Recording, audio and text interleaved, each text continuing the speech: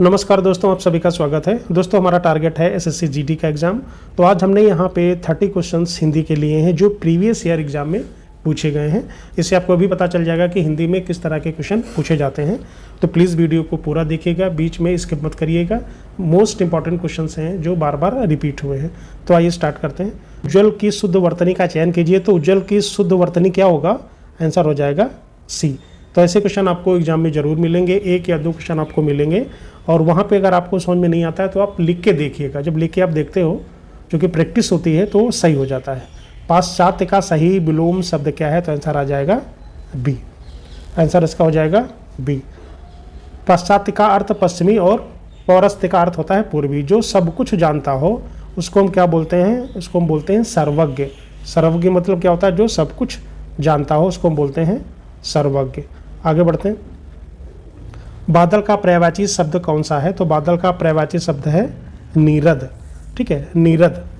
नीरद मतलब क्या होता है? पानी देने वाला। और नीरज का मतलब होता है कमल, और नीरद का मतलब होता है समुद्र।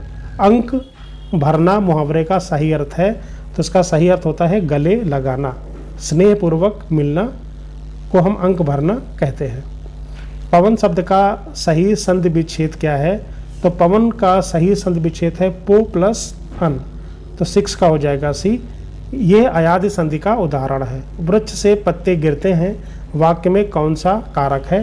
तो इसमें अपादान कारक है। जो गिरने की बात आती है तो यहाँ पे से अलगाव के भाव से अपादान होता है। जहाँ पे अलगाव है तो वृक्ष से पत्ते गिरते हैं मतलब क्या? जो पत्ते हैं वो वृक्ष से अलग हो रहे हैं। चौराहा में कौन सा समास है? तो चौराहा में द्विगु समास है, चूंकि चौराहा में यहाँ पे 4 आ गया है। तो यह प्रथम पद जो है वो संख्यावाचक है, यानी 4 राहों का समूह, यानी चौराहा। प्रत्युपकार में कौन सा उपसर्ग है? तो इसमें उपसर्ग हो जाएगा आपका प्रति। 9 का हो जाएगा बी।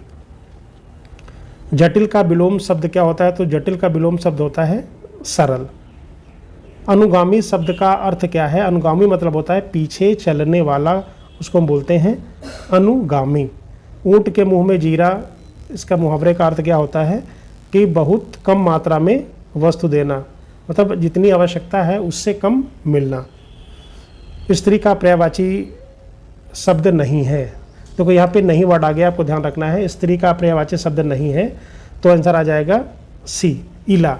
इला पृथ्वी का पर्यायवाची है। वनिता, ललना और कामिनी ये स्त्री के पर्यायवाची हैं। शुद्ध वाक्य का चयन कीजिए। तो शुद्ध वाक्य क्या है? यहाँ पे वह दंड देने योग्य है, वह दंड पाने योग्य है, वह दंड लेने योग्य है। तो यहाँ पे ये गलत हो जाएगा। वह दंड देने के लायक है, वो भी गलत हो जाएगा। तो सही हो जाएगा वह दंड पाने योग्य है। तरणी और तरणी का सही अर्थ युग्म क्या है? तो तरणी का मतलब होता है छोटा, और मतलब सूर्य, और तरणी मतलब बड़ी ही जब लगती है तो उसका मतलब होता है नाव। तो यहाँ पे तरणी, यहाँ पे छोटी की मात्रा है और यहाँ पे बड़ी की मात्रा लगी है, तो 15 का हो जाएगा ए। गागर में सागर भरना का अर्थ होता है बी। थोड़े शब्दों में बहुत कुछ कहना। स्वागत में कौन सी संधि है? तो स्वागत में यड़ संधि है। ठीक है, सु प्लस आगत तो हो जाता है स्वागत। आमरण में कौन सा समास है? तो आमरण में अव्ययी भाव समास है। आंसर आ जाएगा बी। अरण्य का पर्यायवाची शब्द है। तो अरण्य का मतलब होता है जंगल। तो यहाँ पे आंसर आ जाएगा ए, कानन। जैसे कानन, विपिन, जंगल, ये अरण्य के पर्यायवाची। 32 को किसने संविधान की आत्मा कहा है? तो बी आर अम्बेडकर ने संविधान की आत्मा कहा है। विटामिन B12 में कौन सी धातु पाई जाती है? लोहा, मैग्नीशियम, कोबाल्ट। तो उसमें कोबाल्ट पाया जाता है, तो इसलिए इसका नाम क्या होता है? साइनो कोबालमीन। नेपाल की संसद का नाम क्या है? तो नेपाल की संसद का नाम है राष्ट्रीय पंचायत। और बांग्लादेश की संसद का नाम है जातीय संसद। शुष्क बर्फ, जिसको हम ड्राई आइस बोलते हैं, उसका नाम क्या है? ठोस कार्बन डाइऑक्साइड। ठोस कार्बन डाइऑक्साइड। मौलिक कर्तव्यों को किस वर्ष जोड़ा गया था?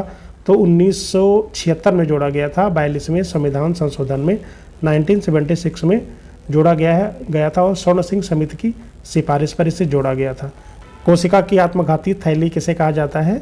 तो लाइसोसोम को कहा जाता है। इसमें पाचन एंजाइम होते हैं जो कोशिका के खराब होने पर उसे नष्ट कर देते हैं।